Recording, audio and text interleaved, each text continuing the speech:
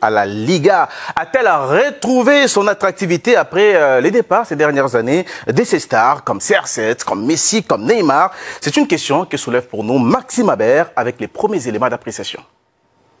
La question est posée, Philippe. Que répondez-vous? Ouais. Bah, pour moi, les deux grandes stars en Espagne, c'est Real et Barça. Avant Messi et Ronaldo. Et Real et Barça font que...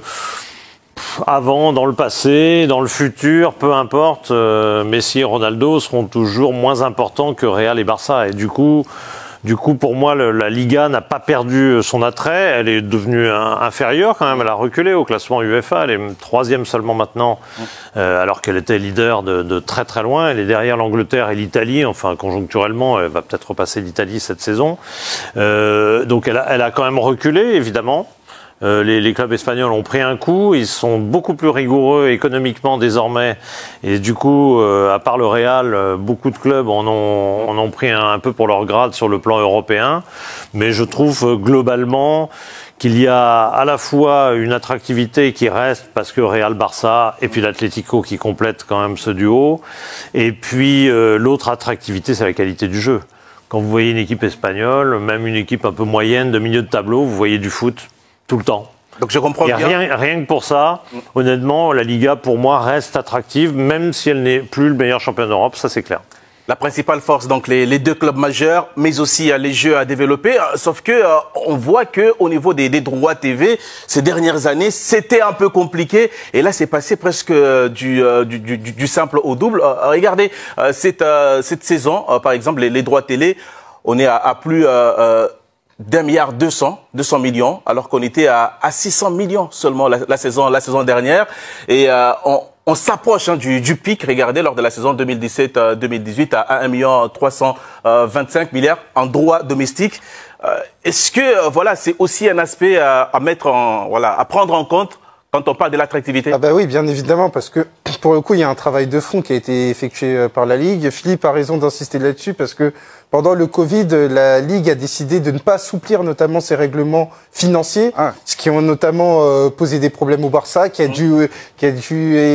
été obligé notamment de laisser partir Lionel Messi, qui a dû prêter Antoine Griezmann à Atlético avant de le vendre. Donc quelque part, cet aspect rigoureux a servi sur le moyen et long terme parce que ça a pu permettre à beaucoup de clubs de s'assainir, de regarder davantage vers la formation. Et là, pour le coup, le Barça est le meilleur exemple. Même pour un Real Madrid, à un moment donné, ils ont été rigoureux au point qu'ils n'ont pas investi sur des stars. Ils ont été davantage sur une politique de post-formation qui aujourd'hui porte ses fruits quand on voit les Vinicius. Mais est-ce que ça explique le fait qu'on est passé du simple au double en droit TV? C'est là où je voulais venir, notamment sur la deuxième étape, c'est que à travers notamment ce contrôle économique, à travers une nouvelle politique, et le Barça et le Real Madrid ont pu se construire de nouveaux héros. Et ça, c'est quelque chose qui est très important, avec les Vinicius, 2e au Ballon d'Or, avec les Rodrigo, et du côté du Barça, avec Lamine Yamal. Ce qui fait qu'aujourd'hui, il y a une espèce d'antagonisme entre Barça et Real, incarné par des personnages.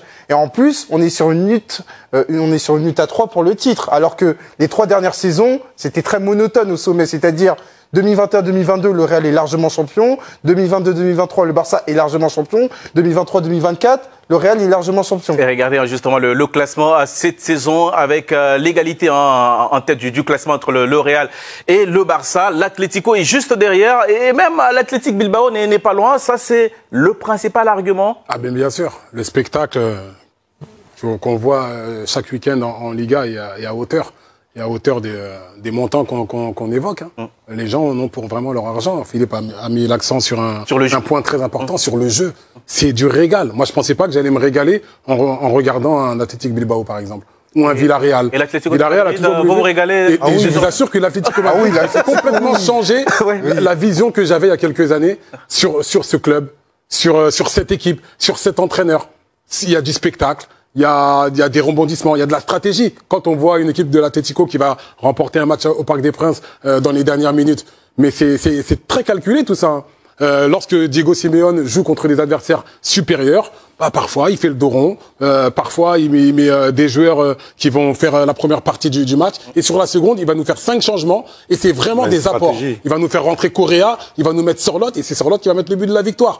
Donc ça rend vraiment cette Liga très attractive, je trouve, et très équilibrée également. on voit des équipes capables de tenir la dragée haute à des équipes comme le Barça ou le Real, et même à l'Atlético, mais dans le jeu, je trouve. Dans le jeu, dans ce qu'ils proposent en termes de contenu, c'est vraiment intéressant parce que ça rend les matchs beaucoup plus difficiles pour notamment ces grosses équipes. C'est pour ça qu'il y a un lien de cause à effet, parce qu'a priori, le champion d'Espagne sera un champion à moins de 90 points. Parce que forcément, c'est beaucoup plus compliqué d'aller chercher des points parce que les adversaires sont un peu plus préparés. On l'a vu avec le Barça qui a connu une série de 6 points sur 24 possibles au cours de l'hiver dernier, avant de se refaire bien évidemment. De la même manière que l'Atlético a perdu contre Leganés qui avait également battu le Barça. Le Real Madrid a perdu contre l'Espagnol promu. Donc il y a un niveau qui est beaucoup plus relevé. Mais pendant longtemps, on a eu un débat, notamment dans les grandes bouches, pour savoir quelle était la meilleure ligue européenne.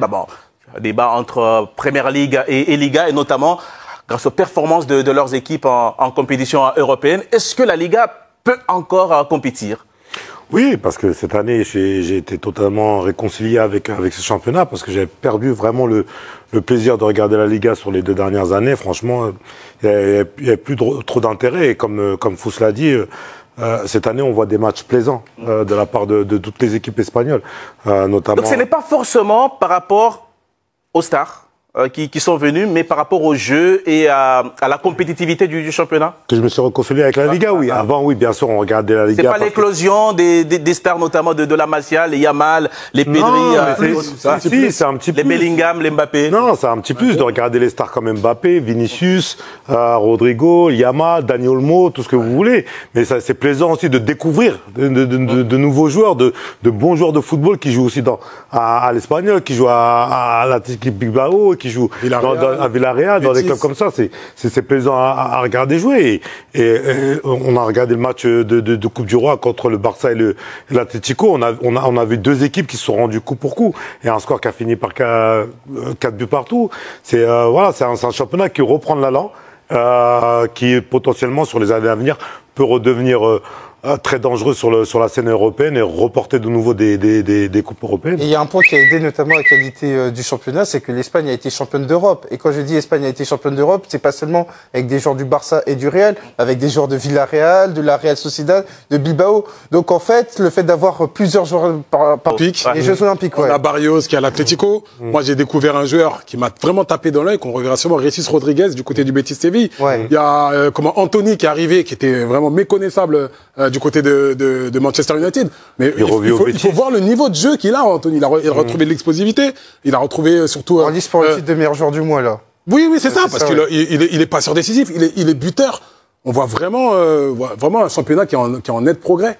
Ils sont enthousiastes, en tout cas, nos débatteurs ce soir autour de la Liga. Et qu'en pensent nos abonnés, Flavien? Écoutez, nos abonnés sont enthousiastes également. On va commencer par Mbeke de Yaoundé. La Liga n'a jamais perdu de son attractivité. Ces dernières années, il y a eu des champions différents. Ce sont des clubs comme le Barça, l'Atlético Madrid, Villarreal et Séville qui n'ont pas été au niveau de l'Europe ces dernières années. Sampa de Douala. La Liga a fait des progrès ces dernières années pour retrouver son attractivité, mais elle n'est pas encore à la hauteur de la Première Ligue en termes de compétitivité et de popularité mondiale. Stanley de Dakar. Quand est-ce que la Liga a perdu de son attractivité, Ce championnat attire toujours et a pris un niveau supérieur cette saison grâce au mano à mano entre les 3 meilleures équipes du championnat. Question pour vous, messieurs. Aujourd'hui, si vous deviez choisir entre jouer dans une équipe prestigieuse comme le Real ou le Barça ou évoluer en Première Ligue, championnat le plus compétitif, vous choisiriez quoi? Le Real Madrid. Spontanément le Barça. Mais non. Non, mais c'est pas une question qui se pose. Si le Real vient te chercher, tu dis oui. C'est le meilleur club du monde. Le club le plus titré, tu peux pas refuser. Même quand tu peux aller jouer en Première Ligue à Manchester City ou à Liverpool. Mais ça aurait été mon rêve de jouer en Première Ligue. Ça aurait été mon rêve depuis tout petit. Mais demain, le Real Madrid vient te chercher, tu vas pas dire non. Ça, c'est pas possible. C'est 2 clubs à part qui... On le voit aujourd'hui, Haaland, il est à City. Il a remporté beaucoup de titres là-bas, mais il a qu'une idée en tête, c'est de rejoindre le Real. En tout cas, c'est ce qu'on entend. C'est ce que son entourage nous laisse entendre. Mbappé avait plusieurs possibilités d'aller en Première Ligue. Il a choisi le Real Madrid. Exactement, c'est exactement ce que je pensais aussi. Mbappé aurait pu choisir d'aller en Première Ligue. Il y avait un club comme Liverpool qui le lorgnait. Mais il a choisi le Real et le Barça, ça ne se refuse pas. Ça, c'est la chance de la Liga, d'avoir ces institutions-là. Toujours, oui, alors les institutions et les grands joueurs aussi, parce que si on regarde tous les derniers ballons d'or depuis des années, ils sont beaucoup plus issus de la Liga que de la Première Ligue, par exemple, qui a des clubs vedettes, qui a le meilleur championnat, je pense, en termes de densité. C'est le meilleur championnat du monde, très certainement, la Première Ligue. Mais ces deux clubs-là, ne serait-ce que ces deux clubs-là, sont tellement attractifs, ils attirent tellement la lumière que très, très souvent, ils ont le ballon d'or, quoi. C'est là-bas que ça se passe, quoi. Ouais, bah, attention, on a eu Manchester. Il y a une exception. Il y a une exception avec Rodri l'année dernière, mais l'exception Rodri, elle s'explique simplement parce qu'il y avait plusieurs joueurs du Real et que du coup, il en a profité. Il y a eu plusieurs joueurs du Real dans le scrutin qui se sont un peu mangés tous les voix. Mais... Et en termes de championnat, pour vous, ça reste la Première Ligue? Non, je pense que la Première Ligue est plus dense. Ah oui, elle est plus dense aujourd'hui. Jusqu'au même quand vous voyez que Manchester United et Tottenham avec les joueurs qu'ils ont sont 13e et 14e, c'est vrai. Vous dites waouh. Il n'y a pas d'équivalence en Liga. Je pense pas. Après, moi, j'ai une meilleure affinité avec la Liga. Moi aussi au niveau foot. En termes de jeu. Ah ben en termes de jeu, moi je préfère la Liga. Sur les moyens économiques, ça n'a rien à voir parce que les clubs de Liga n'ont pas. Quand on voit les 13, 14, 15e du championnat de la Liga, ça n'a rien à voir avec ceux de la Première Ligue. C'est-à-dire que les moyens économiques sont décuplés en ce qui concerne l'Angleterre. Donc il y a un vrai modèle espagnol. Ah mais clairement, on peut le définir aussi par rapport aux entraîneurs qui ont fait le chemin Espagne, Angleterre. Hein. Guardiola le plus connu bien sûr, mais on a Lopetegui aujourd'hui qui est arrivé, Arteta qui est quand même espagnol, mais l'entraîneur de Bournemouth, j'ai oublié son nom. Iraola qui exactement. Et je trouve que ça a même changé le jeu du football anglais. Oui, bien sûr. Aujourd'hui, ça ressemble plus à des matchs de Liga. Hein. Ouais. Quand on voit des équipes comme Brighton jouer, Aston Villa, celles qui ont des entraîneurs espagnols, ça va. C'est vrai que mais donc vous irez jusqu'à dire que le foot espagnol est le plus impactant. On n'est plus dans le kick and rush, on n'est plus dans. Il y a l'intensité toujours, mais on est moins un petit peu dans la caricature qu'on voyait en Angleterre, c'est-à-dire ce football, ce combat. Là, ça joue vraiment au ballon parce qu'on s'est doté d'entraîneurs justement espagnols pour amener cette philosophie. Donc c'est un. Non, mais c'est vrai que ça peut être aussi un indicateur de la bonne santé du championnat, parce que du côté de la Liga, on est davantage sur les entraîneurs de demain. Je fais exception notamment pour Cholo Simeone et Carlo Ancelotti, alors que du côté de la Première Ligue, on a des entraîneurs. Donc vous ne voyez pas un entraîneur anglais aller entraîner en Liga? Ça me paraît très compliqué. Ça me paraît très compliqué. Sam Allardyce du côté de Villarreal. Déjà, les entraîneurs anglais, ils trouvent pas de place en Angleterre. Ça va être compliqué. Hein. Ils vont plutôt en Écosse. Mais en faisant une finale de Euro ou une finale Coupe du Monde, il n'ira jamais au Barça ou au Real. Jamais. Il sera pas recruté. On va conclure avec le résultat du sondage. Flavien. Alors écoutez, la Liga a-t-elle retrouvé son attractivité? 84% de oui contre 16% de non. La Liga est de retour, hein.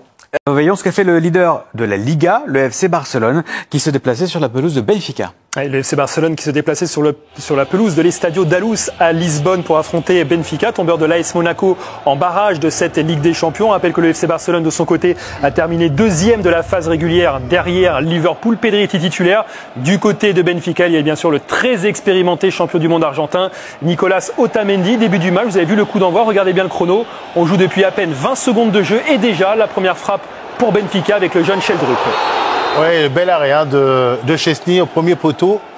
Ouais, on se rappelle que le match entre eux, le match de poule avait été très spectaculaire. Et qui s'était terminé sur le score assez spectaculaire de 5-4 en faveur du FC Barcelone. Des Catalans qui entrent dans leur match avec ce premier mouvement très intéressant des joueurs d'Hans-Dieter Flick avec cette double occasion et cette parade somptueuse Cédric de Troubine. Ouais, c'est incroyable, hein. D'habitude Lewandowski, ce genre de ballon, il est déjà en train de célébrer avant que le filet ne tremble. Pourtant, il a été très rapide, hein, le Polonais, pour se retourner, mais le gardien ukrainien veille au gant. Benfica qui part en attaque avec Pavlidis qui semble filer tout seul vers le but. Il est rattrapé irrégulièrement par Pau Cubarsí. On va voir sur les images du ralenti, Cédric, que le carton rouge sorti par l'arbitre est largement justifié. Oui, pourtant Cubarsí a dit à ses coéquipiers qu'il avait pris le ballon, mais il l'a pris après avoir fauché quand même l'attaquant grec du Benfica, donc expulsion un peu plus logique. Il pourra s'en rendre compte en regardant les images. Pau Cubarsí, 17 ans, qui laisse donc ses partenaires à 10. Conséquence, Dani Olmo, joueur offensif, est sorti par Hans-Dieter Flick, remplacé par Ronald Araujo, défenseur central. Le Barça qui doit se réorganiser. Il reste plus d'une mi-temps à jouer donc en infériorité numérique pour les Catalans. Benfica va essayer d'en profiter. On rappellera que Benfica avait également joué en supériorité numérique lors du match aller face à l'AS Monaco. Nouvelle occasion avec ses têtes d'Akturkoglu sorti par Szczęsny. Szczęsny qui va réaliser un grand match. Ouais, là il fait un superbe arrêt. Encore une fois sur la ligne, bien sur ses appuis pour sortir ce ballon. Benfica qui va continuer d'attaquer au retour des vestiaires avec une nouvelle fois Szczesny qui est mis en contribution cette fois-ci sur une reprise d'Orsnes. Ouais, et pourtant il n'était pas impérial depuis son retour dans les buts du côté du FC Barcelone. Szczesny là, il sauve les siens. Benfica qui est en échec offensivement, ballon perdu. Et la sanction, elle est terrible pour les Portugais avec l'ouverture du score de Rafinha contre le cours du jeu alors que le Barça subissait énormément d'occasions. Ouais, il est diabolique.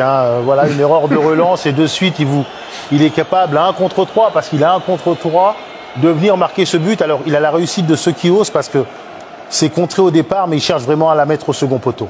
Benfica va essayer d'égaliser dans les 20 dernières minutes de ce match. Plusieurs situations, mais pas de très grosses occasions pour les joueurs portugais. Il y a cette frappe d'Aturkoglu, une nouvelle fois captée par Szczesny, qui aura été l'un des hommes forts des Catalans ce soir. Benfica, donc, malgré sa supériorité numérique, n'a pas réussi à marquer face au FC Barcelone, qui a réussi à tenir jusqu'au bout et qui repart même de Lisbonne avec cette précieuse victoire sur le score d'1-0.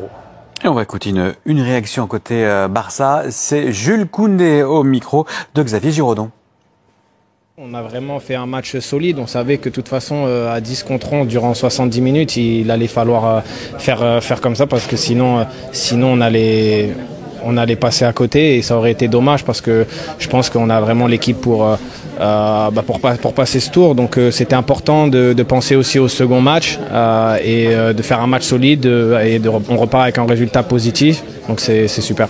Ouais, résultat effectivement très positif dans ces circonstances avec cette exclusion assez précoce.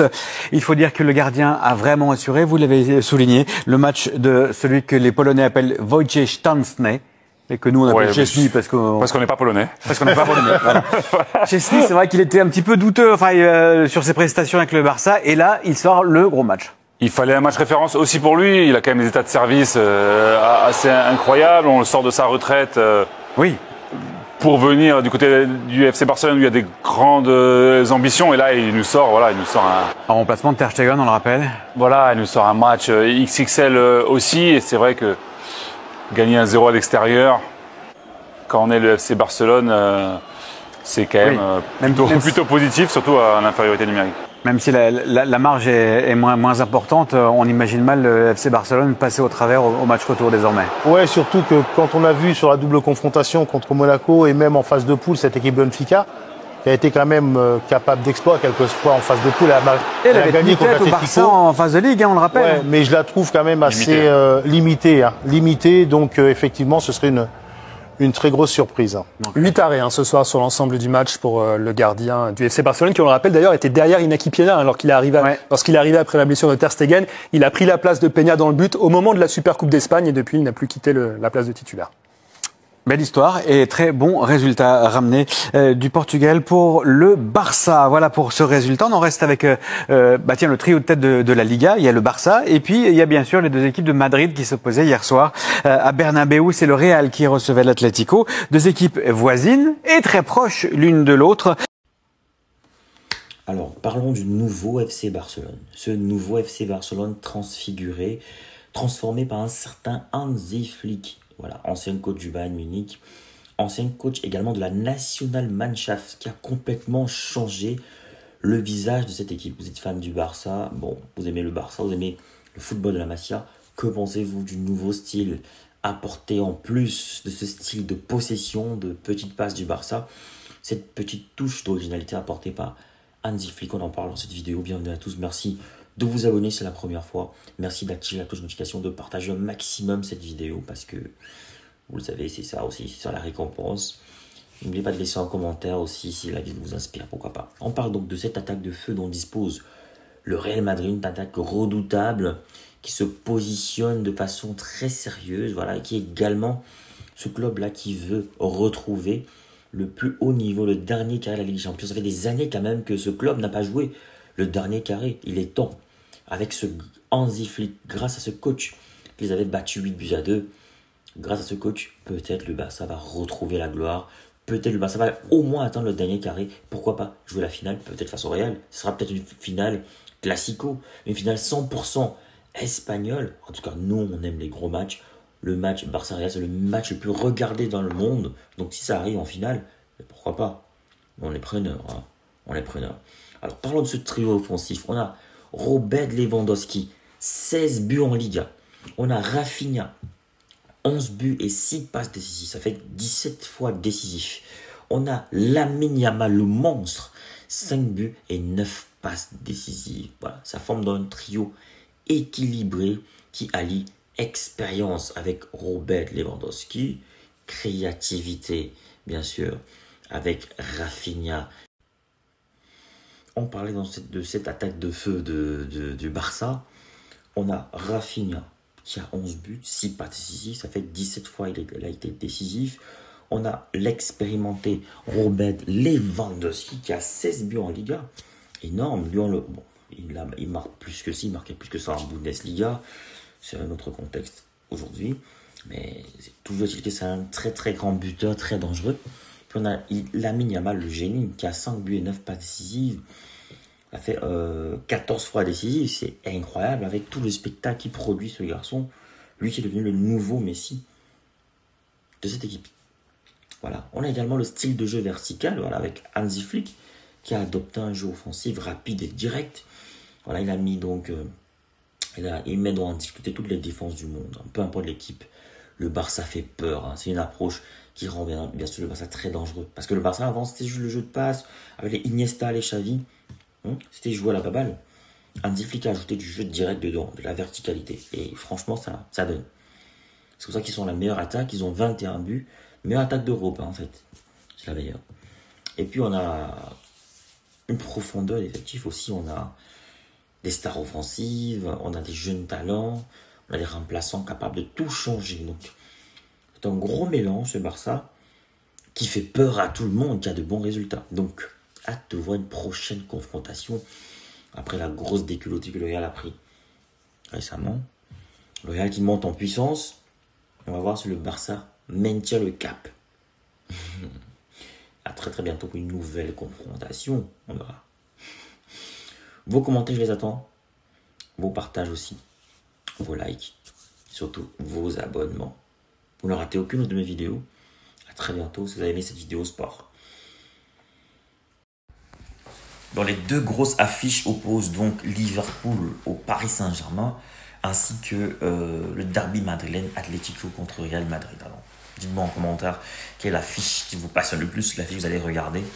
Ce sera Paris Saint-Germain-Liverpool, forcément vous allez regarder. Real Atlético, ça vaut également la chandelle, ça vaut la peine de regarder, parce que c'est toujours de grosses affiches, c'est toujours des matchs à rebondissement, il y a toujours de belles choses qui se passent. Donc, mais la plus grosse rencontre, le match de la mort, le match le plus intense, la plus grosse confrontation, ce sera Paris-Liverpool, vu les performances de Paris actuellement qui sont plutôt très bonnes et les performances de Liverpool qui sont excellentes. Alors, que valent ces équipes dans une compétition à élimination directe, dans un match à élimination directe, dans un match coup près? Est-ce que Liverpool va confirmer tout le bien qu'on pense de cette équipe, ou alors le Paris Saint-Germain va confirmer tout le bien qu'on pense de lui? En tout cas, le coach, comment il s'appelle, le coach Luis Enrique, c'est ça son nom, est très très confiant. Il n'a pas peur de Liverpool. Et puis Liverpool vraiment marche sur l'eau avec un Salah étincelant, un Salah tout feu, tout flamme. Qu'est-ce qui va se passer lors de ce match? Il ne faut pas manquer ce match. Je pense que moi, je dois faire un pari là-dessus.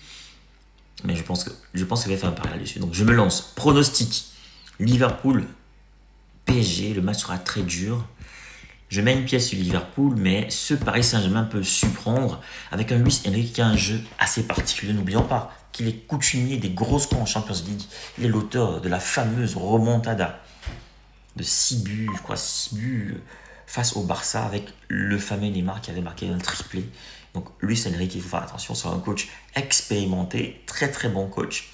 Voilà, le derby madrilène, bon, c'est clair que le Real va gagner, mais ce sera sensationnel. On va voir l'opposé. Vous voulez créer du contenu qui captive, qui informe. Vous voulez partager votre expérience, votre expertise avec le monde. Vous voulez gagner de l'argent avec ce que vous aimez. Alors, ma formation, elle est pour vous. Cette formation, elle est taillée sur mesure pour vous. Dans cette formation, vous allez apprendre à vous lancer dans la création de contenu, à choisir le bon format, le bon support. Dans ma formation, on apprend à trouver sa niche. On apprend à trouver sa valeur ajoutée, sa proposition unique, sa cible idéale. on apprend plein de choses dans cette formation. Dans ma formation, on apprend à trouver son rythme, on apprend à planifier son contenu, à optimiser son temps tout en restant motivé. C'est une formation accessible à tous, que vous soyez expérimenté, débutant, voilà, que vous vouliez créer du contenu audio, vidéo, écrit ou multimédia. Cette formation, elle est pour vous. Vous devez absolument l'apprendre. Alors cette formation est flexible, vous pouvez la suivre à votre rythme, selon vos disponibilités, vos besoins, vos envies, et elle ne coûte pas cher. 150 € pour tous les résidents en Occident et 75 000 francs pour tous ceux qui résident en Afrique. 75 000 francs CFA seulement. Alors qu'est-ce que tu attends? Souscris rapidement à cette formation parce que les places sont limitées à 50 places maximum et il y aura des formations chaque mois. Chaque formation dure 2 semaines minimum et 1 mois pour ceux qui ont du mal. Il y aura 2 semaines en plus de rémédiation pour essayer d'aider les autres. Alors, appelle ce numéro rapidement et surtout, écris à cet email pour souscrire à cette formation. Voilà, le numéro, je rappelle, 0467 81 59 18 précédé du plus 32. Donc, je reprends, plus 32 0467 ou alors plus 32 467 81 59 18 disponible bien sûr par appel et sur WhatsApp ou alors écrivez-moi tout simplement par mail pour souscrire à votre formation. Donc je vous attends nombreux et les places sont très limitées. Donc à très bientôt.